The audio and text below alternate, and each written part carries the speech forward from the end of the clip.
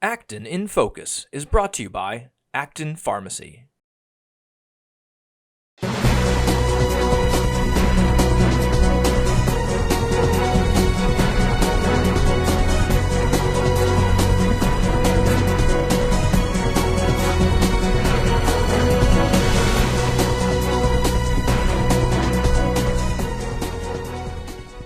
Welcome to Acton in Focus. I'm Vivian Copsinger-Birchall, your host, and with me is Miss Andrea Becerra, who is the Sustainability Director with the Town of Acton. Andrea, welcome to Acton in Focus. Thank you so much. It's really nice to be here out in the Arboretum.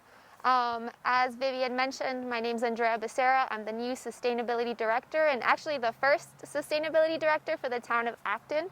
Yeah, it's a beautiful day at the Arboretum, and we're going to talk about Earth Day. Can you describe challenges we have in Acton that our environment is facing? Yeah, so I've only been here 2 months, so I haven't observed too much in terms of like what I've actually experienced on my day-to-day. That being said, in 2018, an MVP, a Municipal Vulnerability Prepared Assessment Program, was launched with town staff, with members of the community.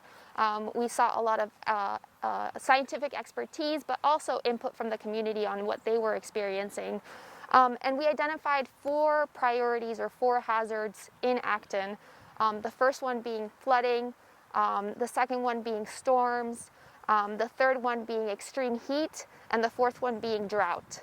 And so those are the hazards that we're seeing in Acton, or that are going to be intensified with climate change. So we're going to see a lot more extremes in these 4 particular hazards. What are some of the ways that residents might be impacting the environment negatively? Yeah, so in 2018, actually in 2019, we conducted a greenhouse gas emissions assessment together with Cadmus.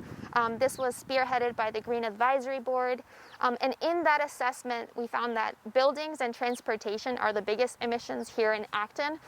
So that means when you're heating your house, if it's gas-powered heating, that's where a lot of your emissions are coming from. If you're driving in a gas-powered vehicle to work, that's another way that you're emitting on a day-to-day basis. Can you talk about a little bit more about emissions in our buildings and our town? Yeah. And in addition to that, any action plans that you have for our town? Sure.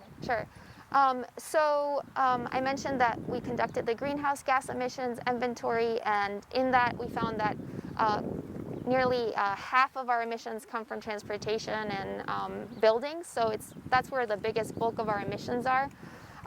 So what you can do as a resident or a business, if you're interested in tackling those emissions, is one, you can sign up for APC Green, opt up to APC Green, and this is the 100% renewable energy option available to residents and businesses through the APC program. And to find out more, you can Google APC Green and you'll go to the Mass Power Choice site.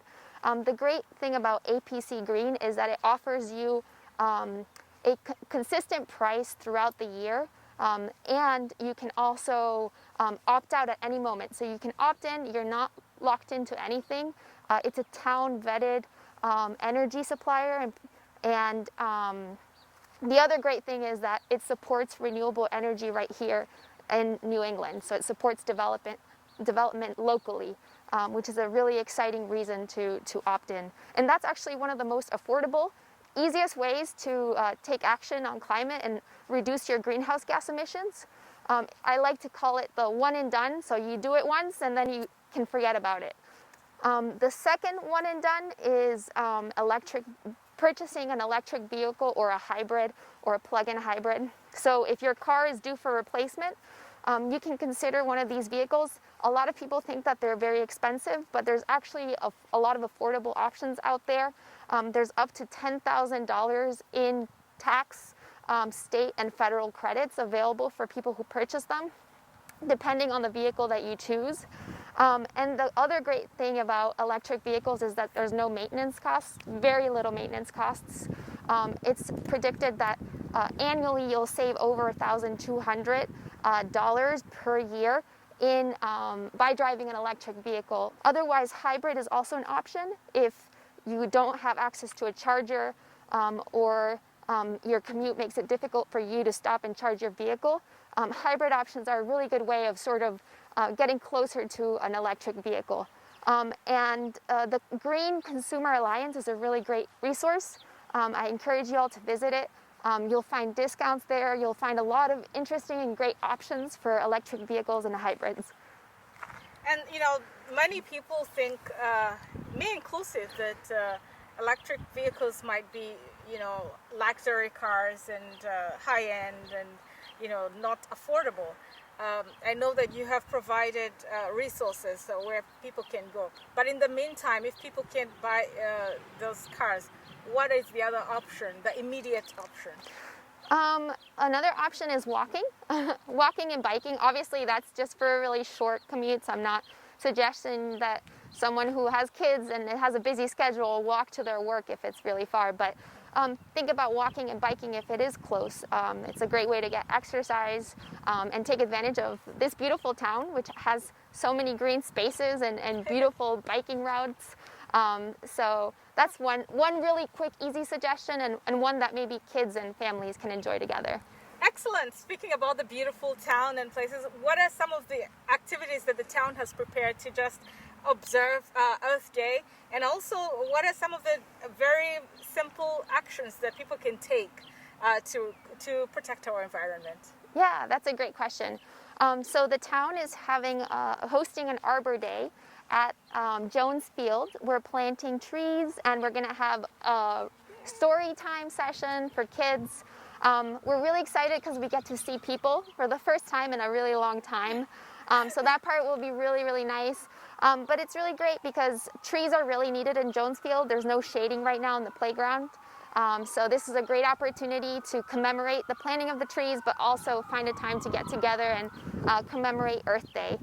And so what can people do today? I think really think about and reflect what the earth means to you, and there's so much that you can do.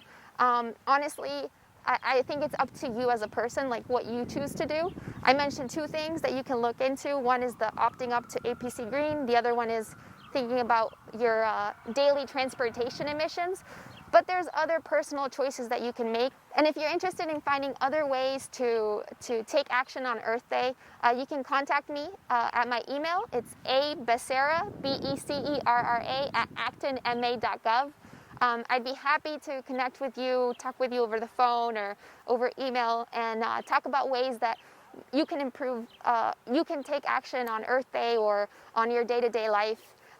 And reduce your carbon footprint and make a positive impact for your community. Thank you, Andrea, for being my guest on Acton in Focus. Thank you so much, Vivian, for inviting me. It's been really great getting to know you and being in this beautiful place. Yeah, let's all do our part to protect our environment in Acton. If you have any questions or any stories about everything happening in Acton, just write to us at infocus@actontv.org. Again, it's infocus@actontv.org. Thank you for watching. Till next time.